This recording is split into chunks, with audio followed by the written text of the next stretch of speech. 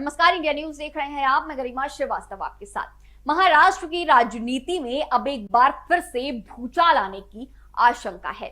ये बातें सामने आ रही हैं कि बहुत जल्द अजीत पवार एनसीपी छोड़कर बीजेपी में शामिल हो जाएंगे। ये दावा सामाजिक कार्यकर्ता और पूर्व आम आदमी पार्टी की नेता अंजलि दमानिया ने किया है। दमानिया ने इस बाबत एक ट्वीट भी कर डाला, जिसमें उन्होंने एक तरह से बीजेपी का अगला पूरा प्लान बताया है।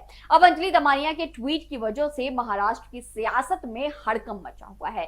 दमानिया ने अपने ट्वीट में लिखा कि आज काम के सिलसिले में मंत्रालय गई थी, वहां एक शख्स ने मुझे रोका और एक दिलचस्प जानकारी दी है। उनके मुताबिक बहुत जल्द शिवसेना के 15 विधायक अपात्र हो जाएंगे और अजीत पवार बीजेपी के साथ मिल जाएंगे।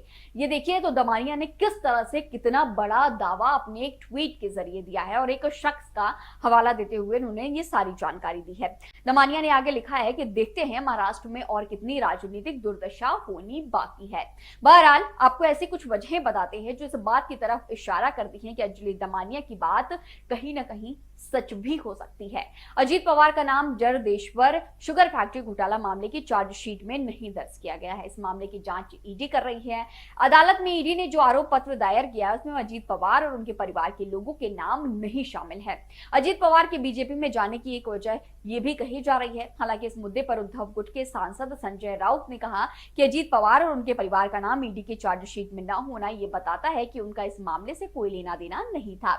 ईडी ने जानबूझकर उन्हें परेशान किया था। ये साबित होता है कि केंद्रीय एजेंसियों का इस्तेमाल विरोधियों को डराने के लिए किया जा रहा है। कुछ दिन पहले अजीत पवार ने अपनी सरकारी सुरक्षा छोड़ दी थी और वो अचानक नॉट रीचेबल हो गए थे। जिसके बाद फिर ये चर्चा छिड़ी थी कि कहीं दोबारा फडणवीस और अजीत पवार के बीच कुछ खिचड़ी पक रही है। अजीत पवार के बीते कुछ महीनों के बयानों पर अगर हम नजर डालें, अपनी नजर दौड़ाए, तो ये पता चलता है कि वो पीएम मोदी, अमित शाह, देवेंद्र फडणवीस पर सीधे हमला नहीं करते या ऐसा करने से साफ साफ बचते हैं। हाल ही में जब विपक्ष पीएम मोदी की डिग्री को लेकर शोर मचा रहा था, तब अजीत पवार ने यह बात कही थी कि ये कोई मुद्दा नहीं है, देश में इससे भी बड़े मुद्दे हैं जिन पर ध्यान देने की जरूरत है। एनसीपी प्रमुख शरद पवार भी इन दिनों महाविकास अघाड़ी से कुछ उखड़े नजर आ रहे हैं। जेपीसी का मुद्दा हो, पीएम की डिग्री का मुद्दा हो, या फिर सावरकर का मुद्दा हो, या फिर हम कहें कि उद्धव ठाकरे का सीएम पद से इस्तीफा देना, इन विषयों पर शरद पवार और अजीत पवार ने अलग ही रुख अपनाया था। तो महाराष्ट्र की राजनीति एक बार फिर से नया रुख बदलेगी या नहीं?